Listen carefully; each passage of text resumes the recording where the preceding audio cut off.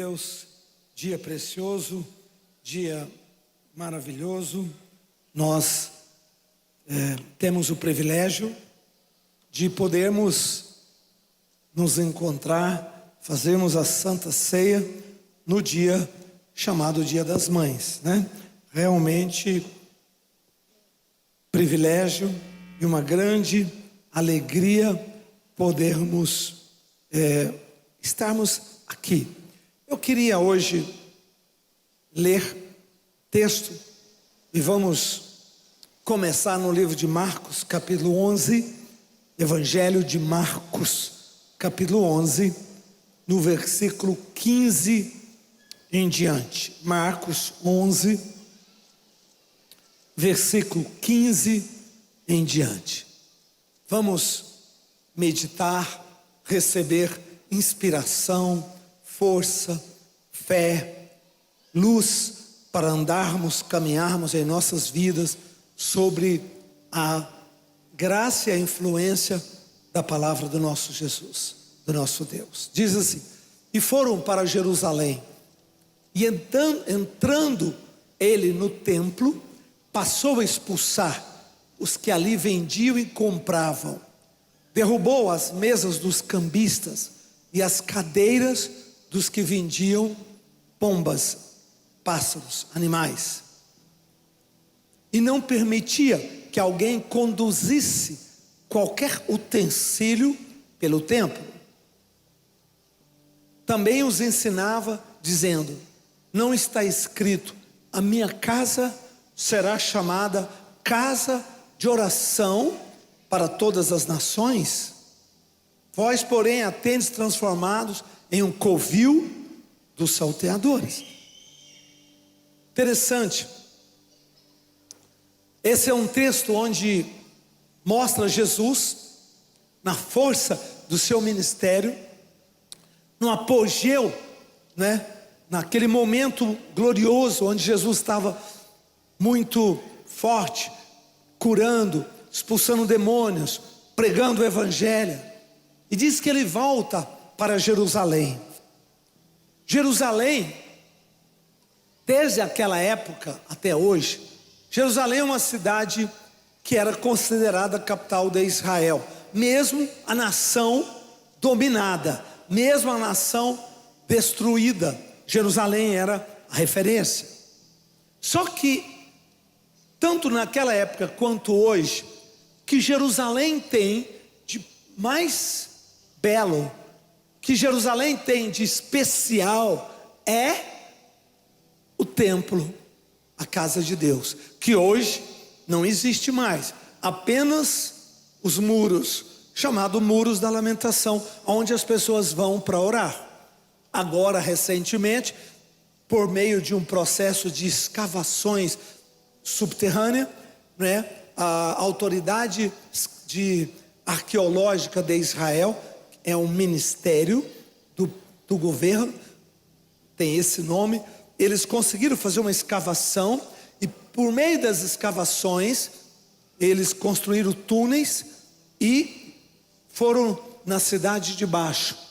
E na cidade de baixo eles encontraram realmente os locais precisos, exatos do templo antigo, que tem o átrio, o santo e o santo dos santos. Eu estive lá com uma caravana nossa, das últimas vezes, não me lembro quando, e nós descemos nessas escavações. Foi maravilhoso. Eu orei a 1 metro do Santo dos Santos, do local aonde realmente era o Santo dos Santos. Tem uma parede, não é? Uma pessoa por cada vez apenas chega a 1 metro. Aqui, como se fosse daqui a 1 metro, aonde estava a Arca da Aliança. Porque aonde está hoje a cúpula dourada, que é a mesquita de Omar, ali não é o lugar do templo. Ali está um pouco deslocado. Tanto que as pessoas falam, hoje já poderia se construir uma réplica do templo, sem necessariamente agredir nenhum espaço da mesquita de Omar. Poderia, se fosse o caso, interessar ao Estado de Israel, isso poderia vir a acontecer.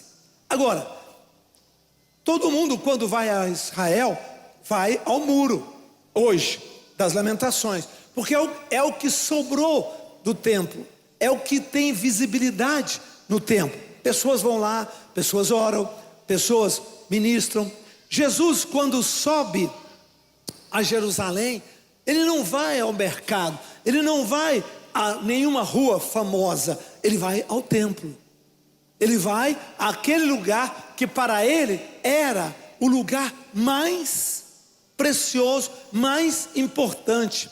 Jesus vai no afã, no desejo de orar, de encontrar com Deus, de ir no altar sagrado, de refrescar a sua mente, seu coração.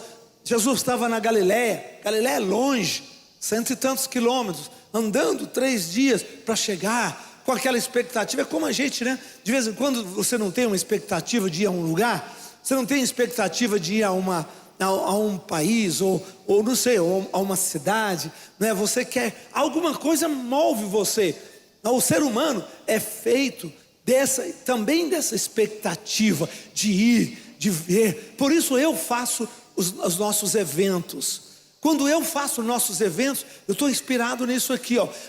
Para as pessoas é importantíssimo ter um evento para ir, levar a família, levar os filhos, criar uma expectativa das bandas, das palavras, do encontro com Deus, de uma palavra de milagre. Um encontro que você tem muda a sua vida para sempre. Se você sobe na casa de Deus e lá você encontra o Senhor, pronto, o milagre foi gerado. Seu ano muda, sua vida muda, toda a sua expectativa é transformada para melhor.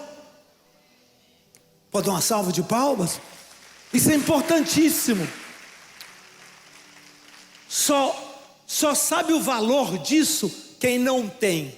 Quando você não tem, pensa na pandemia. Quantos domingos todo mundo, né, cheio de desejo de subir para a igreja, de estar aqui, não podia. Se podia era só 20% do auditório, né? Aquilo realmente era lockdown, realmente era deserto, né? Nós estávamos pagando um alto preço. Então ter isso na nossa vida é muito importante. Ter essa expectativa, ter este lugar. Por que você acha que Jesus caminhou tanto para ir ao templo? Ele era o Filho de Deus, ele tinha toda a comunhão com o Pai, ele não precisava de nenhum espaço. Jesus vivia, não é, um pouco na metafísica, muito mais do que nós, porque ele orava muito. Ele não andava como divindade. Jesus andava como homem. Ele fazia milagres como homem ungido. Ele viveu aqui na sua humanidade. Tanto que Hebreus diz que ele foi tentado em todas as coisas. Tentado em todas as coisas. Ou seja, Jesus tinha nele, durante os dias que ele estava aqui, a mesma pressão. Tinha fome, tinha sede, tinha cansaço, né? Jesus sentia pressões dos discípulos, né? Jesus sentia pressões, problemas das famílias que vinham a ele, da família dele, que dependia dele, muitas coisas. Então Jesus viveu uma vida humana, só que revestido pelo poder do Espírito Santo, mostrando para mim e para você que se nós vivermos revestidos pelo poder do Espírito Santo, nós podemos vencer todas as batalhas deste mundo. Amém? Se Jesus não estivesse na humanidade, Jesus estivesse aqui na divindade, com corpo humano, mas na divindade, não teria graça. Ele não poderia ser intercessor meu e seu. Ele não saberia o que nós passamos. Ele não saberia os dramas que passamos. Ele não saberia o poder do pecado, a força das maldições, os laços do diabo. Não, ele viveu como homem, e como homem ele venceu. E se ele venceu, ele diz: tem de bom ânimo, eu venci o mundo. E se ele venceu, eu e você podemos vencer. Eu e você podemos vencer. Agora, você que está na sede online, você que está nos acompanhando, presta atenção, por maiores que sejam as suas guerras, por maiores que seja a sua batalha, você que está pela Rede Gênesis Televisão, você que está pelo Sara Play, né, YouTube, por maior que sejam as suas guerras, você pode vencer. Adote as armas espirituais, revista-se daquilo que é espiritual, vista a sua armadura. Você não pode vencer se você tiver uma mente totalmente humana, mundana, se você tiver relacionamentos completamente mundanos, que te levam para fora do propósito. Eu me perguntei, por que Jesus subiu para o templo? Na nossa teologia, né, evangélica, desde Martim Lutero, o templo que está em Jerusalém não tinha valor nenhum na nossa teologia. Não tinha valor nenhum, porque ele foi destruído no ano 70 e depois, né, acabou.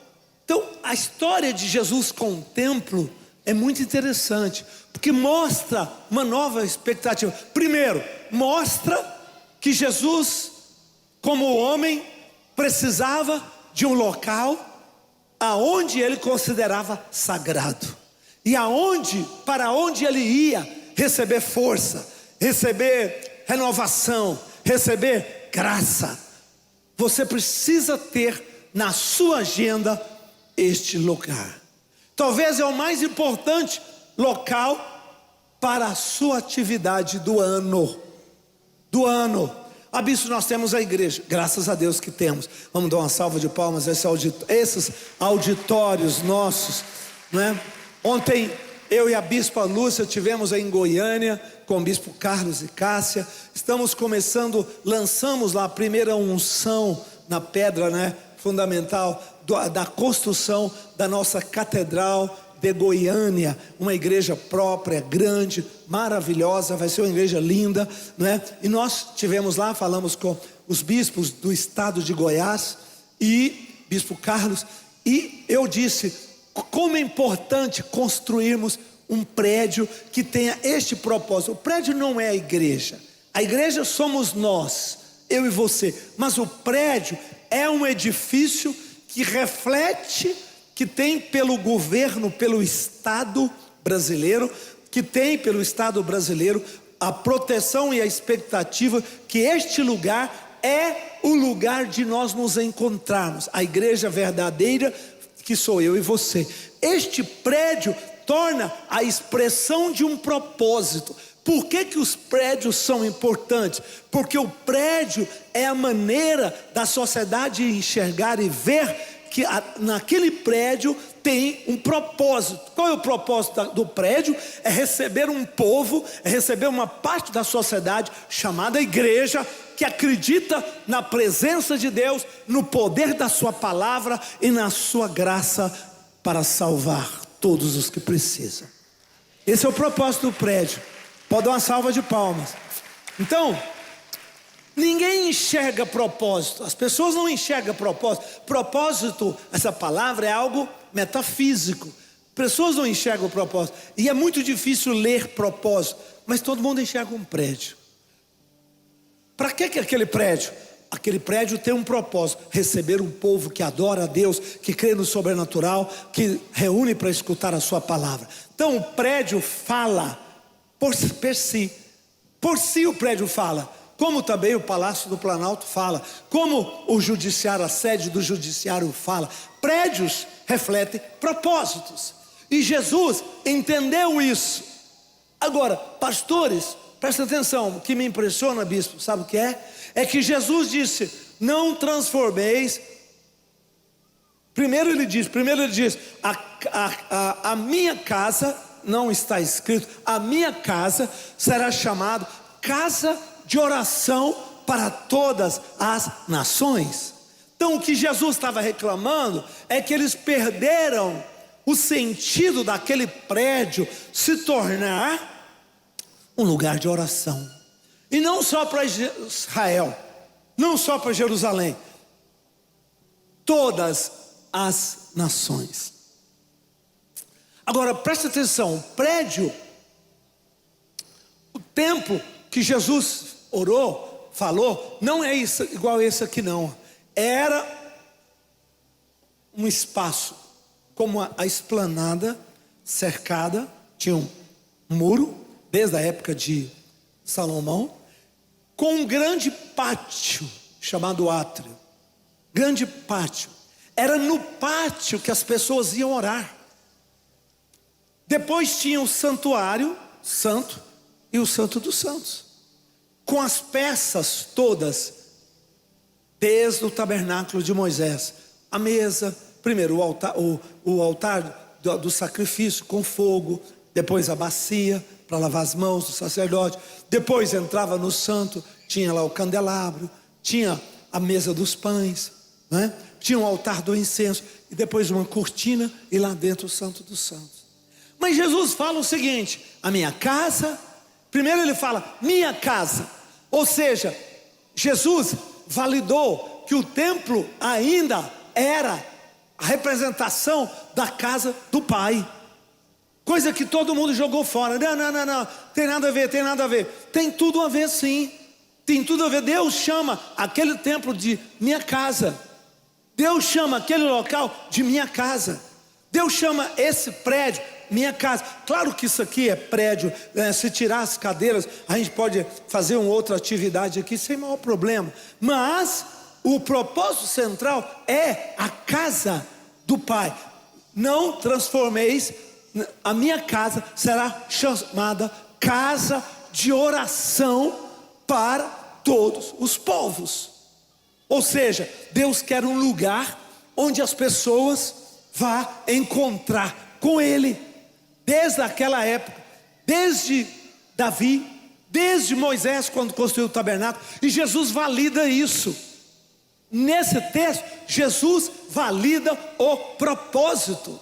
Jesus não disse, não, isso aqui foi lá para a época de Davi, para Moisés, que construiu o tabernáculo, agora não vale mais, Salomão, né, agora não, agora a casa, né, somos nós. Jesus não disse isso não. Jesus diz, a minha casa, a casa do meu Pai, a minha casa será chamada casa de oração. Casa de oração. Ou seja, aqui é um lugar de oração. Lugar de oração. Deus tem na mente que os homens precisam orar, e que os homens precisam orar em um local. Olha isso. Quando você sobe para a adoração do domingo, da terça-feira, da quinta, do sábado, qualquer que seja o dia, preste atenção, você está entrando no plano e no propósito de Deus. Tem tanta gente ficando em casa, tem tanta gente dizendo não precisa ir para a igreja orar não, tem tanto desigrejado, tem tanta gente achando que isso não tem mais sentido. Se Jesus validou, quem é você, bacana, para desvalidar o que Jesus validou? Moleque de 30 anos, 35 anos, acha que sabe mais que todo mundo, é mais esperto que todo mundo, é coach, é influencer, foi para a internet, ganhou uma grana, né, monstruosa do pessoal de boa vontade, mas de pouca experiência. Quem compra produto para a internet é porque não tem muito juízo na cabeça mesmo, quer coisa rápida. Eu costumo dizer que a maior parte é sabedoria de caminhão envelopado, vendido a preço de ouro. É isso que a internet infelizmente dá hoje, né? Tem cursos grandes, tem coisas maravilhosas, tem bons programas, claro. Não falo do sistema, mas falo do oportunismo que isso criou. Então hoje nós temos um movimento gigante tentando mostrar que, né, nada vale nada, o que vale sou eu. Só falta o cara falar, eu sou Deus, o resto, né, vamos destruir tudo, quebrar tudo. Maluco, gente doida. Deus disse, a minha casa. Ele chamou aquele prédio, que aliás seria destruído poucos anos depois. Jesus sabia que aquele prédio seria destruído no ano 70, como foi. Mas Jesus trouxe a palavra dizendo, meu Pai, né, chamou aquele lugar da minha casa. A minha casa. A minha casa. 2, será casa de oração. Casa de oração. Esse é o propósito. Você vai orar Ótimo. Você veio orar? Ótimo, ore, porque Deus quer que você ore. Deus quer que você tenha um lugar para encontrá-lo. Deus respeita quando nós construímos os prédios e consagramos a Ele. Deus respeita esta consagração. Ele quer que nós oremos. Por quê? Porque Ele vai responder, Ele vai liberar milagres, Ele vai liberar sobrenatural para todas as nações. Não tem acepção de pessoas, rico, pobre, médio, né? Não existe acepção de pessoas. Todas as nações podem receber a palavra que sair da boca do nosso Deus. Amém ou não? E aí ele termina dizendo: vós, preste atenção, o plano de Deus era a primeira parte. Meu pai, a casa do meu pai, casa do meu pai, de oração para todos os povos. Esse era o plano de Deus. O que os homens fizeram com isso? Olha o desvio, olha o distúrbio que entrou.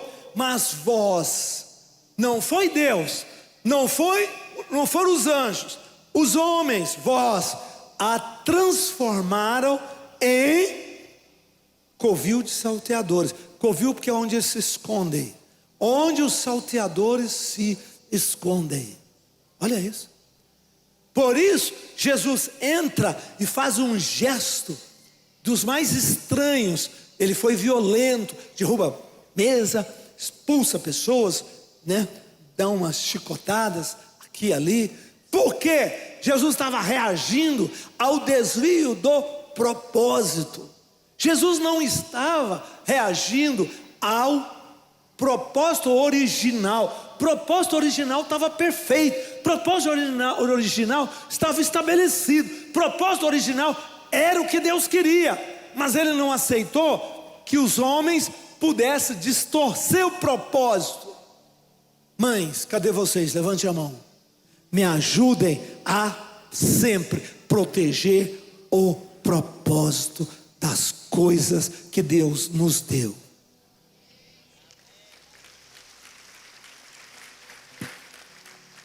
Como assim, bispo? Tudo na vida tem propósito. Seu filho tem propósito, seu casamento tem propósito, né? Sua empresa tem propósito. O que nós precisamos é aprender, primeiro, discernir propósitos. Segundo, proteger propósitos. Mãe, você trouxe ao mundo um filho, uma filha, que ótimo.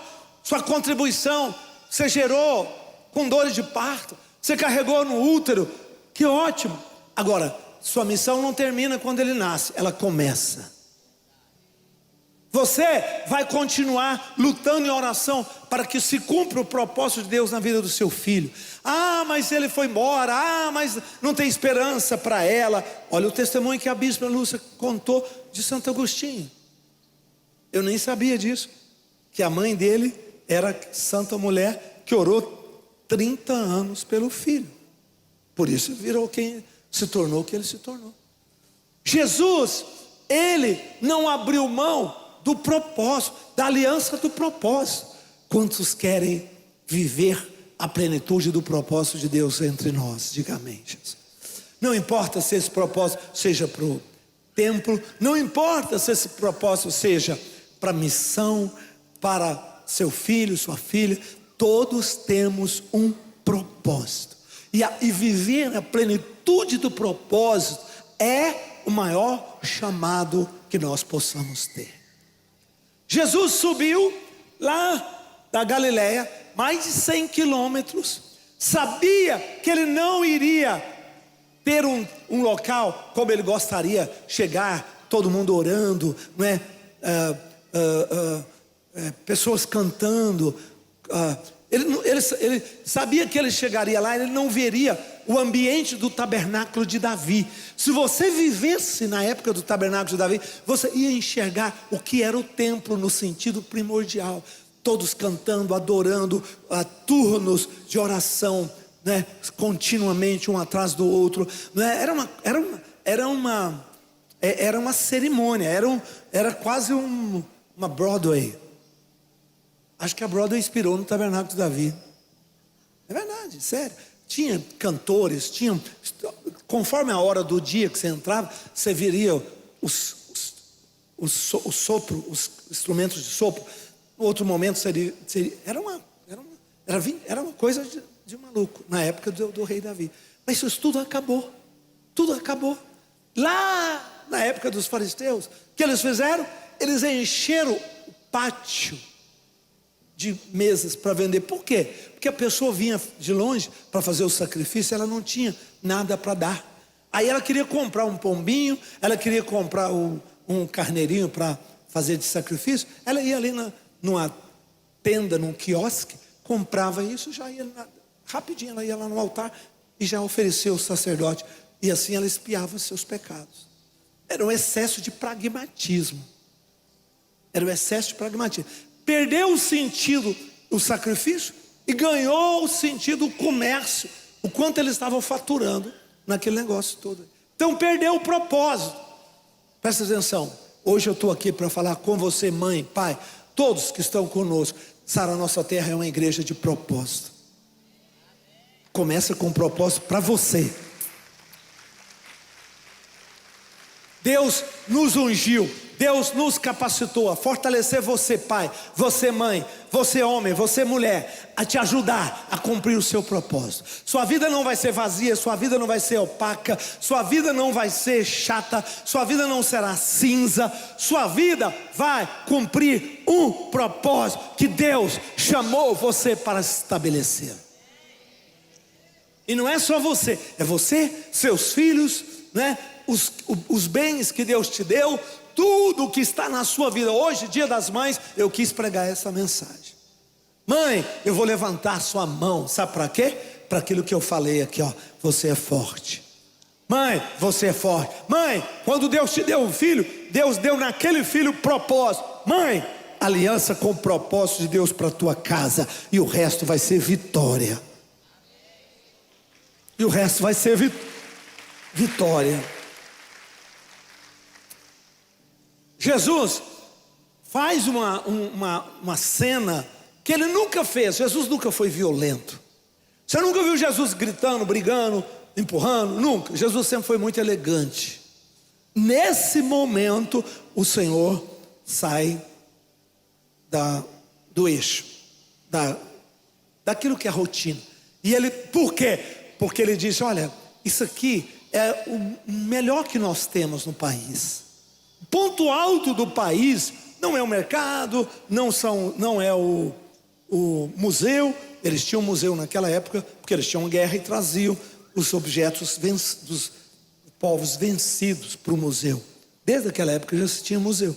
Jesus diz: o ponto forte do turismo do mundo todo é vir orar aqui. Aqui é o lugar da oração. A expectativa das pessoas é virem para receber milagre, para encontrar com Deus, para orar ao Deus de Israel. Jesus foi forte nisso, nesse conceito, nessa diretriz do propósito daquele templo e daquela situação. Vamos aprender, vamos receber esse manto de Jesus. Quantos querem apaixonar pelo propósito, ser guardiões do propósito, viver o propósito? Diga: eu recebo. Diga: em nome do Senhor Jesus eu recebo. Todos que estão conosco, põe a mão na mente, no coração e ora comigo. Diga: Pai, eu recebo essa palavra. Diga: em nome de Jesus, ajuda-me a viver o propósito, a não aceitar distorções do propósito, nem na minha vida, nem no meu casamento, nem na minha família, meus filhos, nem nos negócios, e especialmente no ministério. Diga: em nome do Senhor Jesus, dá-me força para vencer, para cumprir este chamado e este propósito. Hoje eu me entrego, Pai, diante de Ti, em nome de Jesus. Todo o povo de Deus diga: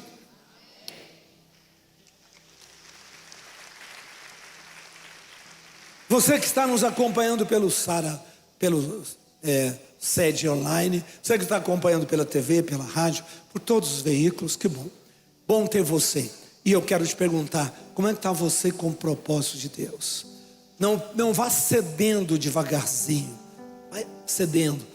Eu não vou hoje para a igreja, eu vou ficar, eu não vou para a célula, eu não vou dar meu dízimo, eu não vou dar minha oferta, nesse mês está enrolando. As coisas vão sendo destruídas na essência do propósito, nunca é de uma vez, é passinho por passinho. A Bíblia diz que Ló chegou a Sodoma de tenda em tenda, devagarzinho ele foi aclimatando em outro propósito. Diga, está amarrado em nome de Jesus. Deus vai guardar você para não permitir que a sua família vá de tenda em tenda, caminhando devagarzinho para uma outra cidade que não é a cidade de Deus, chamada Sodoma e Gomorra, cidade do pecado. Guarda o propósito da sua casa, guarda o propósito da sua vida, guarda o propósito do seu ministério, guarda o propósito da sua empresa, que é abençoar o reino, fazer o reino prosperar, ajudar a abrir novas igrejas. E os restantes que ficam na sua mão vai estar super abençoado. Se eu tiro 10% para Deus, os 90% que estão na minha vida, na minha mão, vão multiplicar. Na minha empresa, vão crescer poderosamente. Amém?